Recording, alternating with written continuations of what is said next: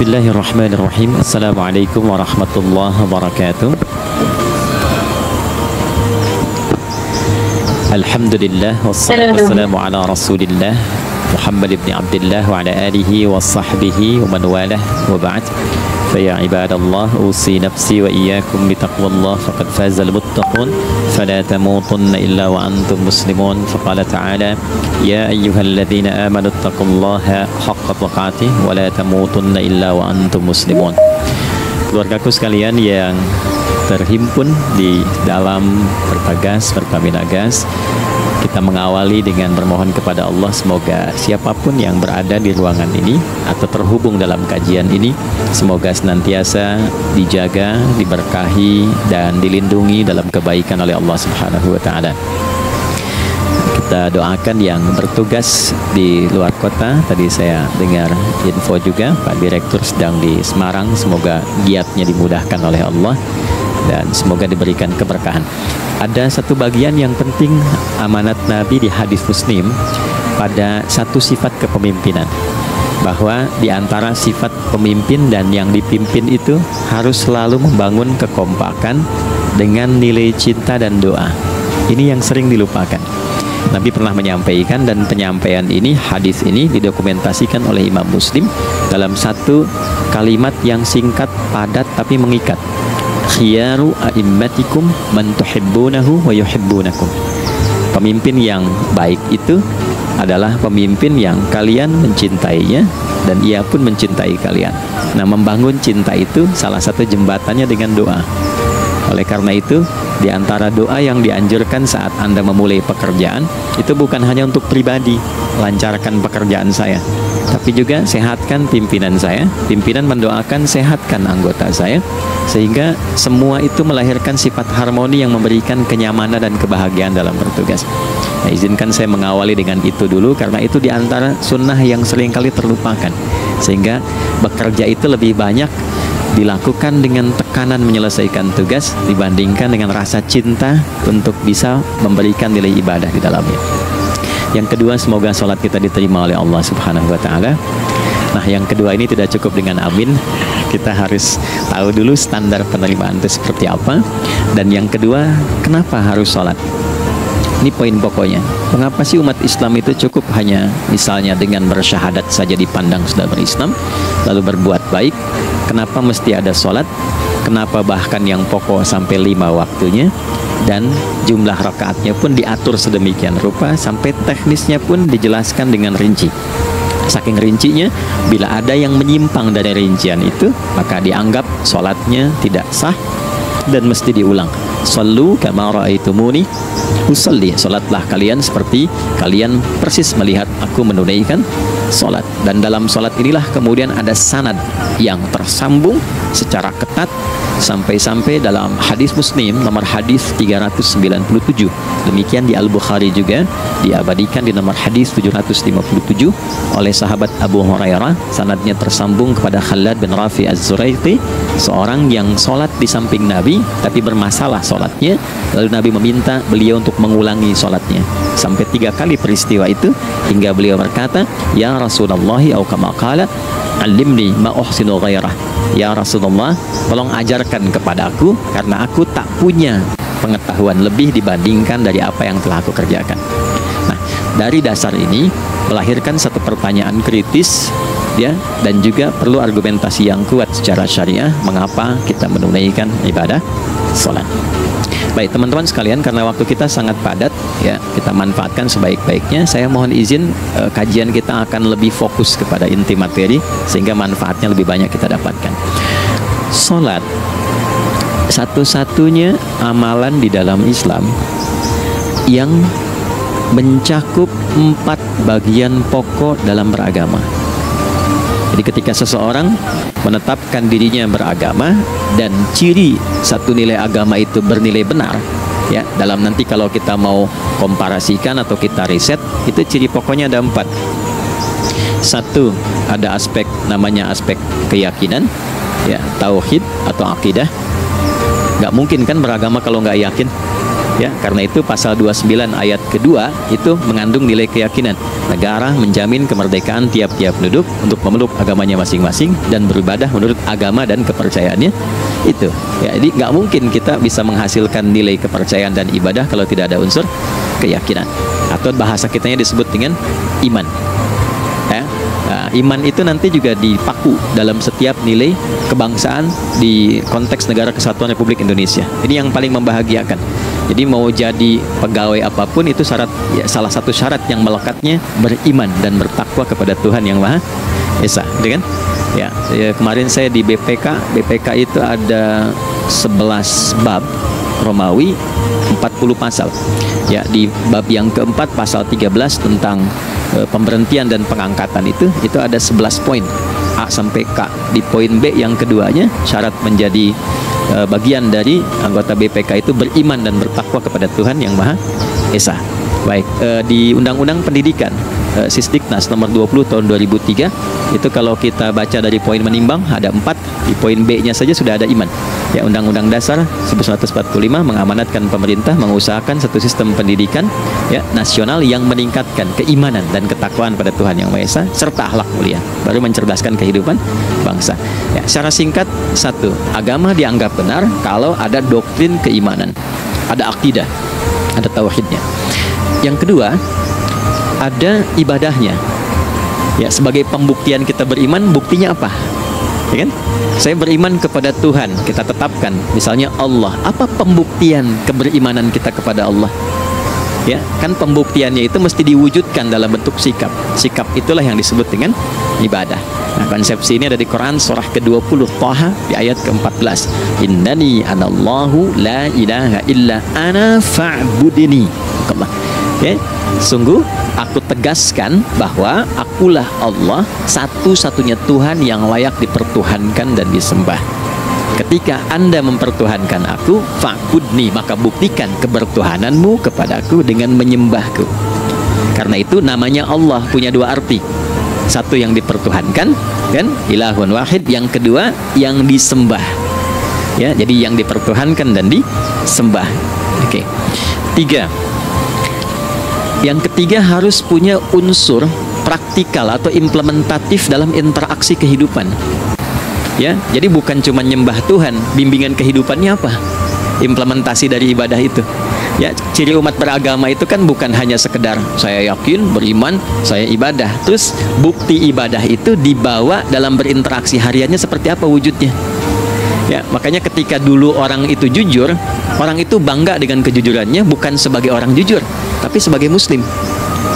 Jadi ketika ditanya, "Kenapa Anda jujur?" "Karena saya muslim." Ketika ada seorang penggembala di Sahara yang sangat gersang, diuji oleh Umar bin Khattab, ingin diambil kambingnya, kan kisahnya viral kan? Baik ya? "Oh, tapi ini bukan punya saya. Bilang aja pada tuan Anda kalau kambingnya hilang satu dimakan serigala. Lantas di mana Allah?" Jawaban itu yang menggetarkan kepada jiwa. Jadi kebenaran yang diungkap dengan sikap kejujuran itu implementasi nilai beragama. Nah, jadi praktek ibadah ada di muamalah. Oke, satu akidah, akidah dibuktikan lewat ibadah, ibadah diimplementasikan dalam muamalah. Itulah sebabnya nanti seluruh bagian tubuh kita ketika digunakan untuk bersifat dan bersikap itu ada tuntunan iman di dalamnya. Oke? Misal, saya tanya begini ya. Ini mukaddimah ya, kita belum mulai nih. Saya tanya gini, apa fungsi mata? Tuh kan, sudah keliru kan? Nah, kalau hanya melihat, hewan juga melihat. Ya, coba kambing melihat, ya kan? Elang melihat. Lalu apa bedanya fungsi mata kita dengan mata hewan? Ternyata ketika kita meriset ayat-ayat Al-Quran terkait dengan fungsi tubuh kita, itu rata-rata dibuka dengan iman dulu. Quran surah 24, surah Cahaya, ayat 30 untuk laki-laki, 31 untuk perempuan. Qul lil mu'minin, ya Muhammad katakan, viralkan pada pria-pria yang menyatakan dirinya telah beriman. Yaghuddu min absarihim, gunakan pandangannya itu yang dibimbing oleh imannya untuk melihat yang baik saja menurut standar imannya. Jadi kalau menurut imannya tak baik, gak boleh dilihat. Karena itu ketika Anda sudah mengatakan asyhadu an la ilaha illallah, asyhadu anna Muhammadar Rasulullah, kalimat itu dari lisan turun ke hati, itu jadi cahaya ke bagian tubuh kita. Makanya ketika Anda melihat, itu ada cara pandang tertentu yang dibimbing iman, standarnya beda dengan tanpa iman. Kalau nggak ada iman, semua mungkin terlihat. Tapi ketika ada iman, hati kecil Anda akan bicara, ini nggak baik, palingkan. Nah, memalingkan dari yang tak baik menurut iman, itu namanya ghaddul basar. Oke, perempuan juga begitu, setara. Wa kullil mu'minati yaghdudna min absarihinna. Dan katakan pada setiap perempuan yang menyatakan dia beriman, maka gunakan pandangan itu dengan bimbingan imannya. Ketika tak baik menurut imannya, palingkan. Ya, Anda lihat kajian di YouTube, terus ada iklan kan? Terus menurut standar iman nggak bagus, itu otomatis akan nggak suka itu. Ya, pasti dipalingkan. Ya. Nah, kalau naik pesawat tuh ya, tugas keluar tuh, bagas tugas keluar. Kalau pramugari lagi demo tuh yang dilihat pramugarinya apa demonya tuh. Nah, iman itu akan bekerja di situ tuh. Ya, palingkan tuh. Nah, sama dari mata turun ke, jangan langsung ke hati aja, ke lisan dulu kan. Ya, ke mulut kan. Itu mulut tuh ketika digunakan fungsinya, imannya disebut dulu. Ya, Quran surah 49 ayat 11 misalnya, ya ayyuhalladzina amanu, imannya dulu, la yaskhar qaumin qaum. Ayat 12-nya la yaghtab ba'dukum ba'dha. Hai orang-orang yang telah menyatakan beriman. Kalau pakai alladzina disebutkan 1080 kali dalam Al-Qur'an, itu kalimatnya diksinya singkat, padat, mencakup semua tanpa sekat. Oke, jadi kalau laki-laki, perempuan, tua, muda, besar, kecil, beda strata, duniawi, itu semua tercakup di dalamnya. Hei semua yang telah menyatakan beriman, gunakan imanmu untuk membimbing lisanmu bertutur. Kalau masih merasa punya iman, jangan gunakan lisan untuk mencela, merendahkan orang, untuk bergibah, membuat hoax. Didetilkan oleh Nabi, kalimatnya jelas, man kana yu'minu billahi wal yawmil akhir falyaqul khaira aw liyasmut. Siapapun. Nah, dari alladzina ketika dirinci pakai man. Ya, man itu bentuk tunggal, ya, personal, tapi maknanya general. Jadi kalau Anda, saya, kita baca ayat atau hadis ada man, posisikan Nabi sedang bicara ke kita. Ya, di hidayat tuh, posisikan Nabi bilang gitu tuh. Kalau engkau merasa beriman sama Allah dan yakin dihisab di hari kiamat, jaga lisanmu. Katakan yang baik dengan bimbingan imanmu, tak mampu engkau diam. Jadi cukuplah suami istri itu menggunakan satu hadis ini, pasti sakinah itu muncul dalam kehidupan rumah tangganya. Ya, itulah sebabnya kenapa sakinah didahulukan dibanding mawaddah. Hati-hati ya, Mbak, walaupun namanya sakinah, nggak ada ini nggak akan datang tuh ketenangan tuh. Ya, ada yang tahu nggak rahasianya? Kenapa sakinah duluan dibanding mawaddah? Ya, 5 juta. Ya, waktu habis karena padat sekali. Maddah jamaknya mawaddah, rasa kasih yang tumbuh dari pemberian materi. Jadi kalau rumah tangga itu ingin cenderung pada kebahagiaan, boleh berbagi dengan materi. Ya, istri cemberut, Anda datang dengan senyuman, sayang, kenapa? Ini emas 2 kilo, ya. Nah itu pasti sehat lagi tuh. Ya, itu mawaddah. Tapi maaf, walaupun Anda mapan bekerja, harta cukup melimpah, ruah, tapi tidak ada ketenangan di rumah tangga, tidak ada sakinah, maka hampa kehidupan rumah tangga itu. Itulah sebabnya kenapa di Quran sakinah lebih dulu dibandingkan dengan mawaddah. Saya tanya ibu deh, ibu pilih mana? Kaya tapi gelisah atau miskin tapi tenang? Oke. Saya paham itu. Saya paham. Suami juga sepakat semuanya. Artinya apa? Kita nggak bisa menghilangkan unsur ketenangan. Oke, itu hanya pembuktian argumentatif ya, supaya kajiannya lebih kepada argumen. Jadi ada akidah terkorelasi dengan ibadah, implementasinya di aspek muamalah. Nah, nanti cara bermuamalahnya diatur lewat akhlak namanya.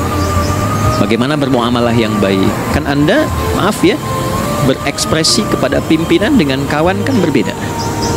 Oke, kepada orang tua dengan anak kan lain. Nah, yang mengatur interaksi kita sehingga terjalin harmoni yang baik, itulah yang disebut dengan akhlak. Nah, 4 poin inilah yang menjadi inti dakwah Nabi SAW ketika diutus oleh Allah Subhanahu wa Ta'ala. Memastikan 4 ini bisa optimal kita lakukan dalam kehidupan. Bonusnya yang kelima, selalu meningkatkan inovasi sehingga selalu mendapatkan hal baru dalam kehidupan. 105 ini digabungkan di Quran surah kedua Al-Baqarah di ayat 151. Kama arsalna fikum rasulan minkum yatlu alaikum ayatina. 1. Oke, wa yuzakkikum. 2. Akhlak. Wa yu'allimukumul kitaba. 3. Wal hikmah. 4. 5. Wa yu'allimukum ma lam takunu ta'lamun. Kelima-limanya ini digambarkanlah dalam bentuk ibadah yang melatih kita sebagai fondasi awal menuju dan memantapkan 5 hal ini, yaitu sholat. Itulah sebabnya kenapa sholat yang pokok dilakukan 5 waktu dalam sehari untuk mewujudkan 5 hal ini dalam kehidupan, dan satu-satunya ibadah yang mengumpulkan 5 aspek ini dalam prakteknya hanya sholat. Hanya sholat. Oke, mari kita detilkan, kita rinci, dan di sini kita akan mulai kajian kita. Tadi mukadimah ya. Baik, kita punya 30 menit. Wah, padat sekali. Bismillahirrahmanirrahim. 1. Salat adalah perwujudan iman seorang hamba. Karena itulah kalimat salat pertama kali disebutkan dalam Al-Quran, itu letaknya setelah kalimat iman. Al-Baqarah ayat 3, alladzina yu'minuna bil ghaibi wa yuqimunas shalah. Orang-orang yang telah menyatakan beriman dan konsisten menjaga imannya. Beda alladzina amanu dengan yu'minun. Amanu telah beriman, tapi kalau dia komitmen dan konsisten terus menjaga imannya sampai saat dia berpulang pada Tuhannya, maka berubah nanti bentuknya. Kalau di bahasa Arab jadi mudhari'. Kalau di bahasa Inggris kan tuh punya 3 arti, present, continuous, and future. Jadi kalaupun sekarang terus berlangsung sampai masa depan pun saya tetap akan beriman. Nah, pembuktian untuk menjaga iman itu pembuktian utamanya pada sholat. Itulah sebabnya satu-satunya amal ibadah dari rukun Islam yang 5 itu, ya, satu-satunya amal ibadah yang disebut iman dalam Al-Quran hanya sholat. Teman-teman boleh buka Quran surah kedua Al-Baqarah di ayat 143. Ya, di pertengahan ke ujung ayatnya. Saya percepat. Wa ma kana Allahu liyudhi'a imanakum. Dan Allah gak akan pernah menyia-nyiakan sholat seseorang yang dikerjakan karena imannya. Ayat ini turun, ketika ada terjadi pergantian arah kiblat dari yang tadinya semula ke Masjidil Aqsa, lalu berputar 180 derajat beralih ke Masjidil Haram. Nabi sedang berada di luar Madinah. Madinah tempo dulu wilayahnya nggak seluas cakupan sekarang. Kalau diilustrasikan area sekitaran Masjid Nabawi sekarang itulah Madinah lah. Di luar itu sudah di luarnya. Nah, Nabi sedang sholat, riwayatnya banyak menyebutkan, ada yang mengatakan zuhur, ada asar, ada maghrib. Di pertengahan itu turunlah Al-Baqarah ayat 144. Qad nara taqalluba wajhika fis sama' falanuwalliyannaka qiblatan tardaha fawalli wajhaka syatral masjidil haram. Maka berputarlah dengan turunnya ayat ini 180 derajat menghadap ke arah Masjid Al-Haram. Problemnya adalah ketika Nabi dan pengiring beliau kembali ke Madinah, area Masjid Nabawi, kan nggak semua masyarakat ikut. Maka virallah informasi itu bahwa kiblat telah beralih ke kiblat awal, yaitu Ka'bah Al-Musyarrafah. Maka penduduk panik pada saat itu. Status sholat kami yang tadi dikerjakan bagaimana? Karena sedang nggak bisa diulang, sudah pindah waktu. Maka turunlah kemudian firman Allah yang Al-Baqarah 143 itu, wa ma kana Allahu liyudhi'a imanakum. Karena engkau mengerjakan sholat itu dengan imanmu, maka Allah nggak menyia-nyiakan imanmu itu. Maksudnya apa? Walaupun arah kiblatnya tidak tahu mengarah kepada sisi yang belum berubah, tetap dihitung pahalanya sempurna karena imannya. Nah, ini nanti yang menjadi landasan turunnya Al-Baqarah ayat 115. Walillahil masyriq wal maghrib fa aina ma tuwallu fathamma wajhullah. Kalau Anda sedang tugas nanti di lapangan, lalu sulit menemukan arah kiblat, aplikasi susah karena sinyal nggak masuk misalnya, kemudian juga matahari agak remang-remang sehingga sulit untuk terlihat patokannya, maka dengan keyakinan, dengan iman itu menghadaplah ke arah yang kita yakini, maka berlakulah Al-Baqarah 115. Di saat itu diterima amal ibadah kita sama dengan yang menghadap kiblat dengan dasar imannya. Nah, pengertian terbaliknya, mafhum mukhalafahnya, maka Nabi mengatakan al-farqu bainal mu'min wal kafir farqus salah. beda antara orang yang beriman dengan yang belum beriman adalah pada sholatnya. Jadi kalau ada orang mengatakan sudah beriman dan tidak menunaikan sholat, ini artinya keimanannya belum diakui sepenuhnya oleh Allah Subhanahu wa Ta'ala. Jelas ya? Halo, kenapa sedih begini? Maaf, saya terlalu cepat nggak? Enggak ya? Baik. Jadi dalam poin ini penting pembedanya di sholat. Itulah sebabnya kenapa dari kecil kan, usia sekian, dari mulai 3 ke arah 7 tahun contohkan, ya orang tuanya sholat bentangkan sejadah. Kalau bisa, kalau anak sudah mulai suka tuh kasih model sejadah yang anak-anak sukai bentuknya. Ya, dulu ada anak saya senang model mobilan, saya tidak sebutkan supaya tidak endorse gitu ya. Dikasih sejadah dengan pola itu, dia senang tuh ikutin. Kita nggak minta sholat, dia datang sendiri. Ya, nanti setelah mulai 7 tahun kan baru diajarkan dengan baik, diajak ke masjid kalau yang laki-laki. Demikian seterusnya. Ya, mengapa dari awal dituntun seperti itu? Untuk memberikan sebuah penguat bahwa penjagaan iman dimulai dari sejak dini. Ya, tapi di Indonesia saya perhatikan kelasnya sudah advance. Ya, TK sudah manasik gitu. Itu satu ya. Karena nanti kalau Nabi bilang begitu artinya akan terjadi orang mengatakan beriman tapi tidak sholat.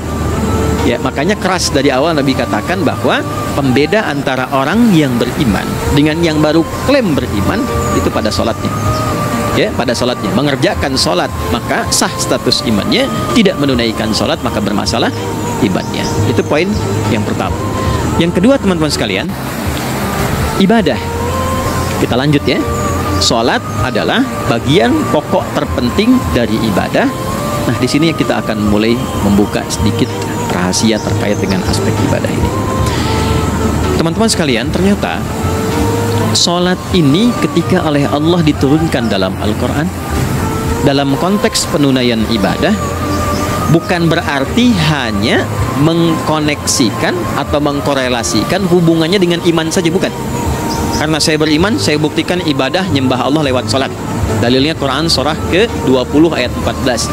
Innani anallah la ilaha illa ana. Aku tegaskan akulah Allah, gak ada Tuhan yang layak dipertuhankan dan disembah kecuali saya. Fa'budni, kalau Anda telah menyatakan beriman padaku, buktikan keberimananmu dengan menyembah saya dalam ibadah. Bentuknya bagaimana ya Allah? Teruskan ayatnya. Wa aqimis sholata. Tunaikan sholat sebagai bukti ibadah. Itu lidzikri, sebagai zikir kepadaku. Jadi korelasi antara ibadah dengan iman sudah kita sebutkan dalilnya. Sekarang ibadahnya tersendiri ketika ditunaikan, apa manfaat dari ibadah itu? Mengapa mesti ada 5 waktu? Dan apa turunan manfaatnya dalam kehidupan kita? Kalau kita mengerjakan itu, dampaknya kepada kehidupan kita apa? Nah, inilah indahnya di dalam Islam, dijelaskan dalilnya, diberikan contohnya, diberikan alasannya, dan yang paling indah, diberikan penjelasan yang detail tentang manfaat-manfaatnya. Ini tidak ditemukan di dalam konsep keyakinan manapun. Kalau teman-teman boleh mau riset, silahkan. Ada nggak satu keyakinan agama tertentu yang dari ibadahnya itu diatur? Cara memulainya, bacaannya, detailnya, manfaatnya, waktunya, sampai dengan hasilnya, sampai kiamatnya. Ini menunjukkan bukan karya manusia. Bukan karya manusia. Kalau karya manusia setiap orang bisa buat itu. Ya, ketika ini menunjukkan bukan karya manusia, maka pertanyaannya dengan cara apa lagi Allah memberikan pembuktian pada kita bahwa Ia Tuhan yang hak harus kita sembah. Kalau sudah paham, mari kita rincikan turunan tentang sholat ini. Kita mulai satu-satu teman-teman sekalian dari waktu sholat. Seperti kita ketahui, waktu sholat ada 5. Tapi yang sering kita dapati dari yang 5 ini, tidak semua orang mengetahui tentang makna dari nama dan pembagian di waktu ini. Yuk kita mulai rincikan. Sholat yang pertama namanya apa? Gak usah khawatir menang gak dapat hadiah kalau benar. Salah juga keterlaluan. Oke, 1 subuh. Dia satu-satunya nama sholat yang punya 2 nama ya, subuh dan fajar. Oke, Pak Fajar, Pak waktu sholat. 2 zuhur. 3 asar. 4 maghrib. 5 Isya. Oke, rumus hitungannya 24434 ya. Rumus bilangannya 24434. Kalau mau tanya nomor koneksi dengan Allah 24434, 2 subuh, 4 zuhur, 4 asar, 3 maghrib, 4 isya. Oke, pertanyaannya, apa artinya nama itu? Selama ini jangan-jangan kita hanya tahu namanya tapi tidak memahami maknanya. Itu poinnya. Oke, sekarang mari kita mulai. Izin saya tidak punya kemampuan untuk menuliskan ya, karena memang saat ini terbatas, tapi kalau diperkenankan bisa kita coba uraikan sedikit. Baik. Ya, jazakallah khair. Mohon fokus baik-baik karena waktunya tinggal 21 menit lagi. Izin saya pastikan dulu ya supaya terlihat dengan baik. Ibu kelihatan di sana? Nah, bagus. Saya kira tuh hanya di Sumbawa Barat. Ternyata di Perpagas pun perempuan-perempuannya imannya luar biasa. Maksudnya belum saya tulis sudah kelihatan. Imannya luar biasa. Oke, kita mulai dari yang pertama ya, 5 waktu sholat. Kita mulai dari 1 dulu. Subuh, teman-teman saya turunkan dulu ya. Izinkan saya tulis pakai bahasa Arab dulu supaya gampang. 1, dia punya 2 nama, ini angka Arab ya. Kalau yang gini angka Hindi. Kalau yang di admin di komputer pasti tahu. Ada Fajr. Kata subuh ditemukan di Al-Quran surah ke-81 At-Takwir ayat 18. Kalau keliru tolong diingatkan. Was-subhi idza tanaffas, Quran surah 81 ayat 18. Ya. Gak usah di ilmu utak-atik ya. Oh ini kenapa 81 kalau dibalik 18, itu cocok logi. Ya, abaikan aja itu. Ya. Fajar agak banyak di Quran terkait dengan nama sholatnya, ada di Quran surah ke-17 di ayat 78. Aqimis salata liduluki syamsi ila ghasaqil laili wa qur'anal fajr. Inna qur'anal fajri kana mashhuda. Yuk kita mulai ke maknanya dulu. Ingat rumusnya ya. Rumusnya ini selalu begini rumusnya. Aqidah selalu punya korelasi dengan ibadah. Ibadah selalu punya korelasi dengan muamalah, interaksi harian kita. Muamalah hiasannya adalah akhlak. Barulah kemudian di sini muncul inovasi dalam kehidupan, hal yang baru. Hidup ya, yang mengacu pada 2 kebahagiaan, yaitu dunia dan akhirat. Ya, konsepsi ini nanti ditemukan di Quran surah ke-2 Al-Baqarah ayat 201 dan menjadi doa paling favorit umat Islam Indonesia saat ini. Rabbana atina fid dunya fil akhirati. Oke, ya cukup. Subuh. Ini rumus dasarnya. Dari akidah kita beriman, pembuktian imannya lewat ibadah sholat. Apa hubungan sholat dengan aktivitas harian kita? Subuh asalnya terkorelasi dengan kata asbah. Oke? Asbah itu asalnya sesuatu yang sudah siap dengan rencana yang matang. Baik, orang Arab tuh kalau bertanya begini, kaifa asbahta ya akhi? Kaifa asbahti ya ukhti? Bagaimana kabarmu di pagi ini? Itu bukan hanya nanya kabar kesehatan. Beda dengan kaifa haluk, beda. Ya, itu bertanya bagaimana kabarmu hari ini, aktivitasmu bagaimana? Lancar, sudah siap, planning bagus dan sebagainya. Ya, itulah sebabnya ketika Allah bersumpah dengan awal waktu, penandanya adalah planning kegiatan. Ya, was-subhi, dan aku bersumpah demi waktu subuh, awal mula untuk berkegiatan, idza tanaffas, apabila sudah mulai bergerak bersamaan dengan nafas yang keluar itu, maka sudah jelas rencana yang dibuat. Ya, jangankan kita, semua alam itu, semesta itu seluruhnya bukan hanya bertasbih, tapi beraktivitas dalam tasbihnya. Di waktu subuh, matahari sudah mulai bersinar kan? Ya, dan sinarnya mengambil manfaat loh, mengandung nilai manfaat, memecah keheningan malam dan menghilangkan kegelapannya. Gelap mulai hilang, datang kemudian sinar yang memberikan kita bimbingan untuk beraktivitas. Tumbuhan dimulai waktu itu sudah mengeluarkan oksigen, menyerap karbon dioksida. Saya waktu di Utrecht, di Delft di Belanda, ya, saya coba ingin membuktikan Kan adzan nggak terdengar keluar ya. Jadi sebelum waktu subuh itu saya keluar. Kebetulan flatnya waktu itu dekat area hutan yang agak rimbun, enak gitu, udaranya bagus. Itu sebelum subuh terasa karbon dioksida. Walaupun cuma beda hampir 1 menit. Tapi begitu masuk waktu subuh, keluar kesegaran yang luar biasa. Oksigen yang keluar. Ya, ini kan nggak mungkin kalau kuasa Allah tuh nggak mungkin terjadi seperti ini kalau bukan kuasa Allah Subhanahu Wa Taala. Tapi poinnya adalah yang bicara begini Quran. Nah sekarang yang ingin saya katakan adalah alam semesta dalam konteks seperti matahari, kemudian tumbuhan, binatang, ayam bahkan mulai berkokok punya planning yang teratur. Masa kita makhluk yang dihisap tuh nggak teratur, nggak punya perencanaan?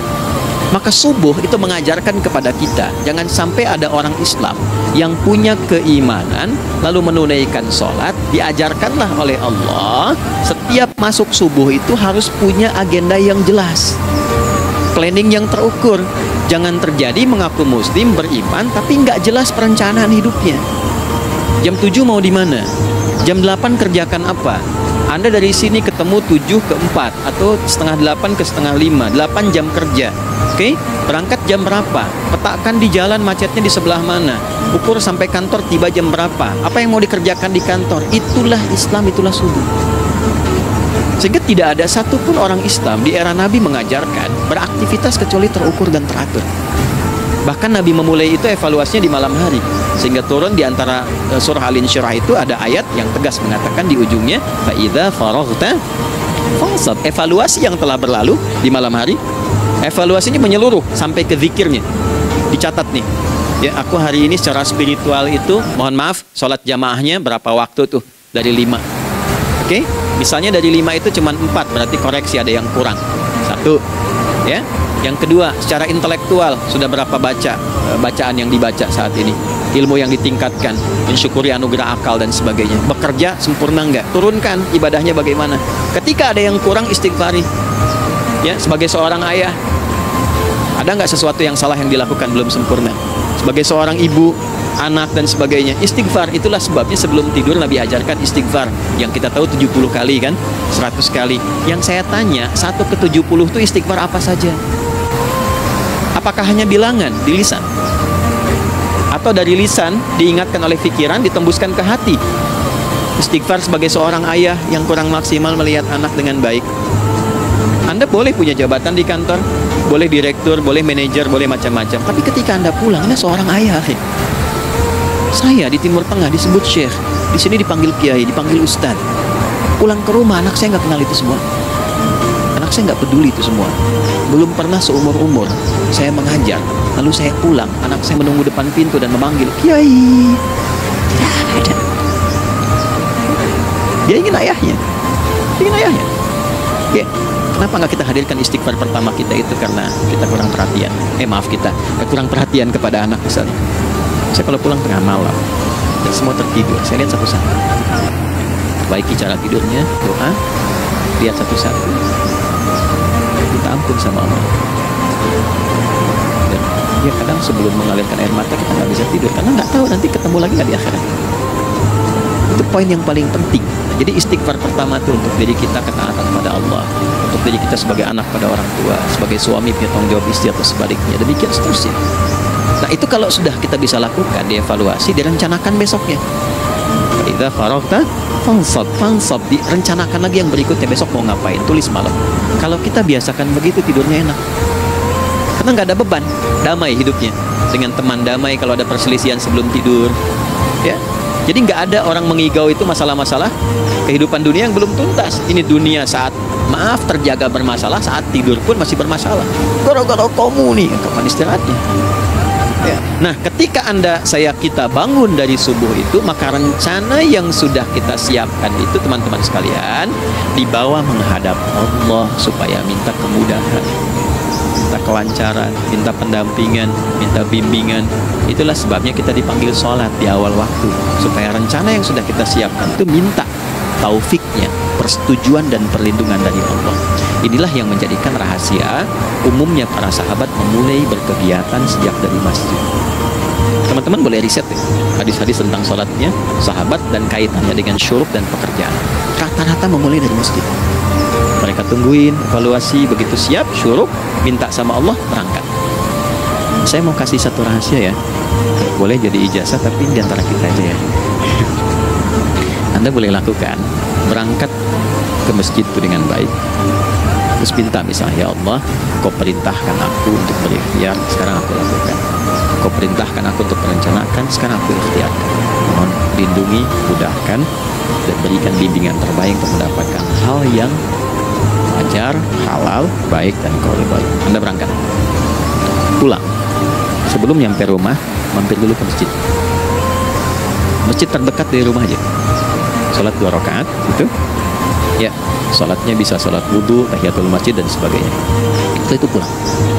Doa dulu habis sholat, ya Allah, aku telah berikhtiar seperti apa yang telah Kau perintahkan. Sekarang aku memohon rizki darimu seperti apa yang telah Kau janjikan.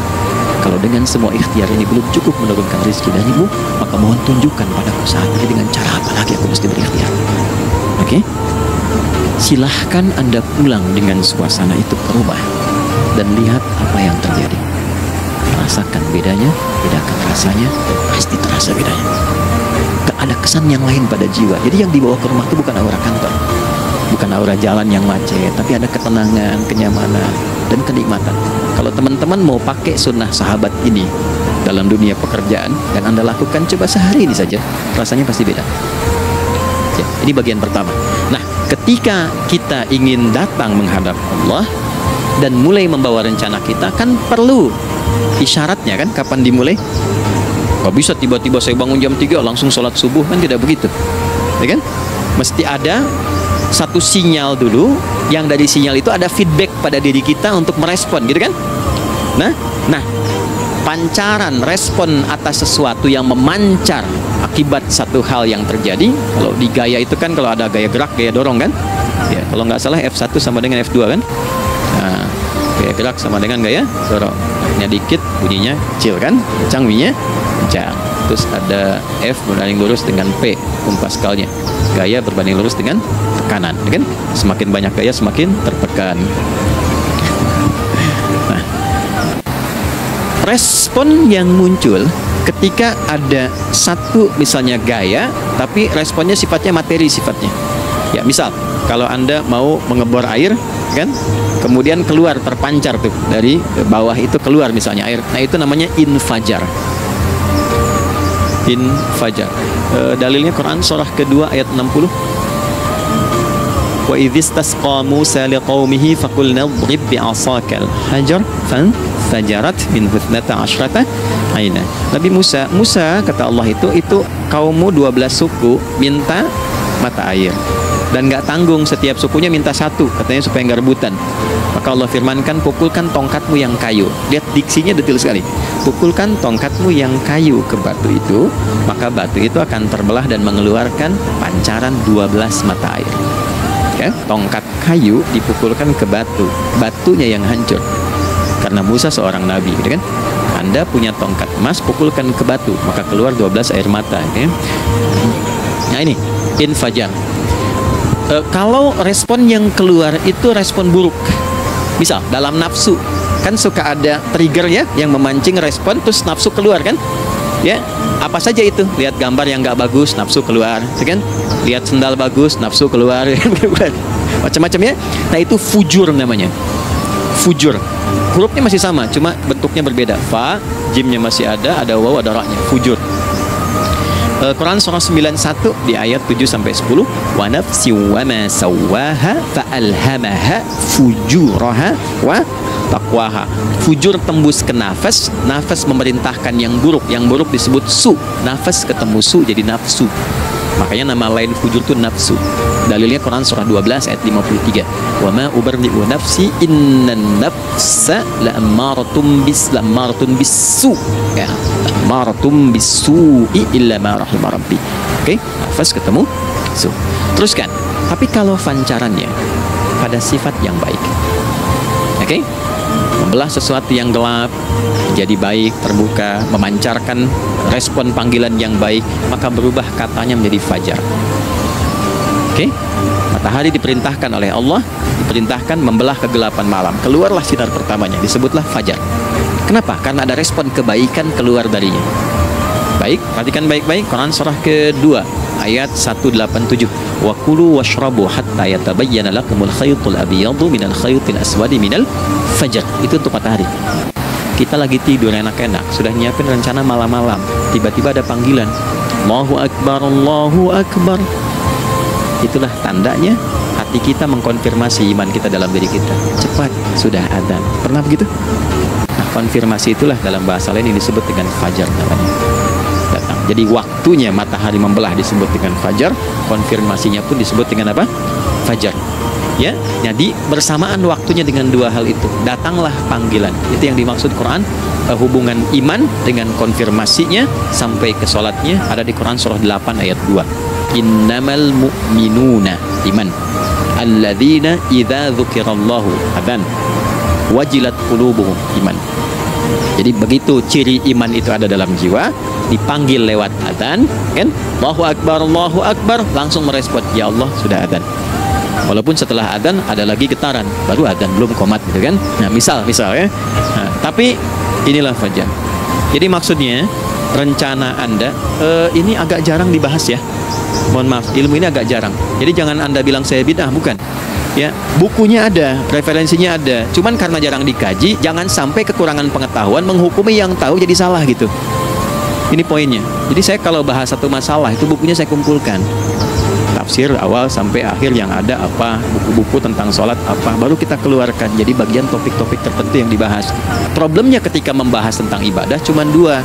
Satu tentang bacaan, doanya apa. Yang kedua tentang gerakan, bagaimana mengerjakannya. Yang ketiga jarang dibahas, hikmahnya apa. Padahal rumus dalam ibadah itu dalam fikih tiga-tiga mesti dipakai. Ini Quran surah kedua ayat berapa? Ayat 129. Rabbana wab'ats fihim rasulan minhum yatlu alaihim ayatika ini wa yu'allimuhumul kitaba ini wal hikmah ini. Barulah kita mendapatkan sesuatu yang baru. Ya. Ini wa yuzakkikum, dan di 151 Al-Baqarah wa yu'allimukum ma lam takunu ta'lamun. Jadi ini bukan ilmu yang baru, bukan, belum tahu saja. Jadi selama ini yang kita kerjakan jangan sampai terbatas pada ritualnya saja untuk mencukupkan ini. Hubungan ritual dengan ini apa gitu.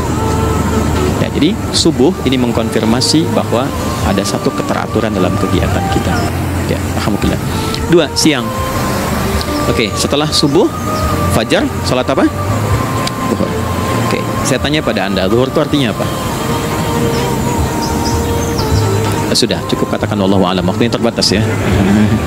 Nah, sahabat ditanya nggak tahu wallahu a'lam. Anda sahabat bukan, tabi'in bukan. Zuhur. Waktu tinggal 4 menit lagi.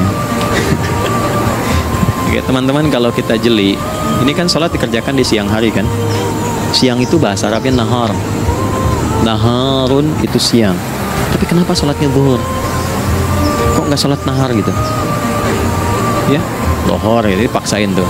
Zuhur, lohor. Ya. Terus sore biar nyambung cepat. Sore bahasa Arabnya kan masa. Masa al-khair, selamat sore. Kenapa kok sholatnya asar? Kok sholatnya namanya asar? Oke. Maghrib, isya. Isya kan malam kan? Kenapa nggak lail? Lail itu kan malam. Kalau ada yang istimewa di malamnya, itu lailah namanya. Makanya ketika turun Al-Quran disebut Lailatul Qadar, karena malamnya istimewa. Beda, lail dengan lailah itu beda. Lail itu waktu malam, lailah ada yang istimewa di malam itu. Ya, jamaknya lail, layali, lela, lili, lala, itu malam. Ibu lili, ibu malam-malam ya. Zuhur artinya jelas, terang. Ada idhar, dibaca dengan jelas terang, gak boleh dengung. Man amana, itu kan? Ya, min husni, harus jelas. Ya, ada a, jelas. Zuhur kenapa disebut zuhur? Untuk evaluasi kegiatan kita dari setengah hari. Sudah jelas belum hasilnya? Ya, Anda punya rencana di sini, evaluasi di siang. Jelas gak hasilnya? Pekerjaan Anda yang sekarang diamanahkan dari pagi jam 7 sampai sekarang, evaluasi dulu. Dicek, jangan cuma ditinggalkan. Oke, saya sedang kerjain, tinggalin dulu sholat. Bukan begitu. Ketika akan sholat, Anda cek dulu. Dari ke siang itu tengah hari, bagaimana hasilnya? Ada yang perlu disempurnakan nggak? Ya, ketika ide-idenya mulai mentok, ada yang belum selesai, datang dulu sholat, tenang lagi. Saat tenang itulah dirumuskan kembali pelan-pelan. Kan lumayan dari jam 12 sampai jam 1. Diisi dengan baik, dilihat. Itu baru dunia ini. Kan kita ngejar ini juga. Karena nanti ayat 200-nya ada yang cuma ngejar ini. Wa minan nasi may yaqulu rabbana atina fid dunya. Bukan, kalau nggak hafal diam aja. Wa minan nasi may yaqulu rabbana atina fid dunya wa ma lahu fil akhirati min khalaq.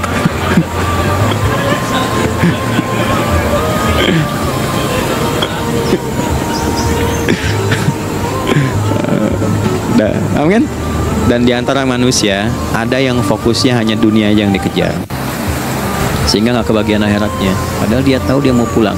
Yang lebih aneh lagi, pengen pulang surganya Firdaus dekat dengan Nabi. Tapi tiap hari yang dikerjakan dunia, dunia lagi, berangkat gelap, pulang gelap, terus meninggal gelap juga. Kan repot. Nah, maka mesti investasi kan. Karena kalau tugas keluar kan, apalagi keluar negeri kan hukumnya beda. Bekalnya pun tidak sama. Anda tugas ke Amerika, mata uangnya sudah beda, hukumnya sudah beda. Terus pengen pindah ke alam barzah, pengen hukumnya sama dengan dunia, mustahil. Ya, makanya dimensinya beda, keadaannya tidak sama, baju yang dipakai kan beda, barang-barangnya nggak sama. Makanya disebut telah meninggal dunia, meninggalkan semua yang melekat pada dunia, pindah ke alam lain, persiapan menuju titik akhir yang tidak ada ujungnya lagi, nggak ada pembuka lagi. Jadi sudah ujung begini, nggak ada ruang lagi yang lain. Itu akhirat namanya. Makanya di sini cuma dua pilihannya. Kalau nggak ke surga, ya. Apa investasi yang ada di sini? Maka siang itu dicek dulu, pekerjaan jadi ibadah nggak? Tadi niatin ibadah nggak waktu berangkat dari rumah? Kan? Waktu ngetik, waktu ngerjain di kantor jadi ibadah nggak? Kalau ibadah, Anda nggak mungkin berbuat kriminal. Anda nggak mungkin berbuat maksiat, nggak mungkin nipu, nggak mungkin nyolong, nggak mungkin korupsi. Itu lagi ibadah, nggak mungkin curang. Kan lagi ibadah.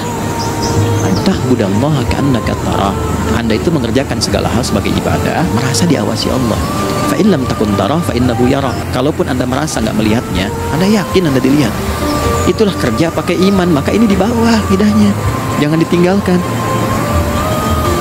Nah, inilah yang selama ini kita butuhkan. Ya. Inilah yang melahirkan nilai etik, makanya ada yang dalam jiwa. Takwa itu kan dalam jiwa, melahirkan etos. Etos mendorong kepada logos, logos melahirkan patos, kepantasan dalam bekerja. Jadi Anda sekuat apapun ilmunya, kalau nggak punya etos, itu rusak. Jadi tidak cukup akal sehat.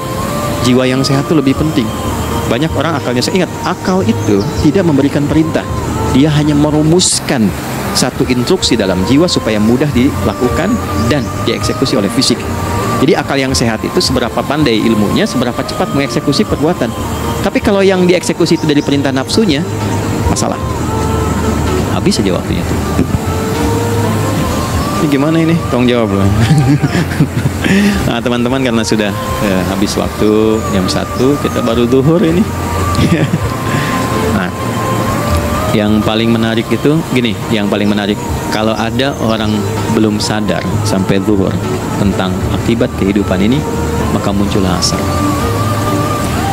Apa asar itu? Kenapa mesti disebut dengan asar? Dan apa manfaat istimewanya asar kepada jiwa kita? Itu di kesempatan lain kita akan bahas. Teman-teman, waktunya sudah habis ya. Saya menghargai Anda, kan tidak boleh juga saya mengajarkan tapi mengambil yang sesuatu yang tidak tepat ya. Kita buktikan keimanan kita dengan mengerjakan amanah pekerjaan di tempat dengan baik, waktu digunakan dengan baik. Kita saling mendoakan supaya semua kita dijaga oleh Allah Subhanahu wa taala. Maafkan saya, lain kesempatan kita berjumpa kembali untuk melanjutkan apa yang telah kita bahas hari ini. Mari kita berdoa, semoga doa kita diterima oleh Allah Subhanahu wa taala. اللهم تقبل منا إنك أنت السميع العليم وتب علينا إنك أنت التواب الرحيم نحمدك كما علمتنا أن نحمدك ونشكرك شكرا كما علمتنا أن نشكره أنت المقدم وأنت المؤخر بيدك الخير إنك على كل شيء قدير. Ya Allah, kami memujimu seperti Engkau mengajarkan kami untuk memuji dan bersyukur atas segala nikmat-Mu seperti Engkau bimbing kami untuk mensyukuri segala nikmat-Mu.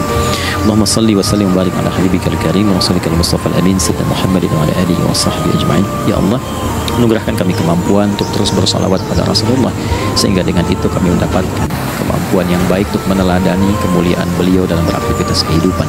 Rabbana la tada' lana fi maqamina hadza dhanban illa ghafarta. Ya Allah, jika ada pendosa hadir di ruangan ini atau terhubung dalam kajian ini, maka jangan biarkan ya Allah ia meninggalkan tempat ini dan kajian ini kecuali Engkau telah ampuni seluruh dosa-dosanya. wala hamman illa farajtah. Ya Allah, jika ada satu di antara kami yang menghadiri kajian ini membawa kegelisahan, maka mohon tenangkan keadaan hatinya. Wala asiran illa yassartah. Jika ada yang sedang diliputi oleh kesulitan, maka mudahkan, ringankan, dan hilangkan seluruh kesulitannya. Wala maridan illa syafaitah. Dan bila ada di antara kami yang diuji dengan penyakit, maka mohon angkat dan sembuhkan penyakitnya.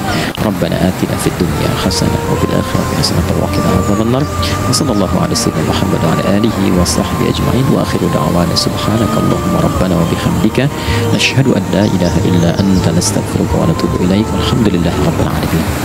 Assalamualaikum warahmatullahi wabarakatuh. Mu'minin, terima kasih untuk semuanya. Mohon maaf kami langsung pamit. Assalamualaikum warahmatullahi wabarakatuh.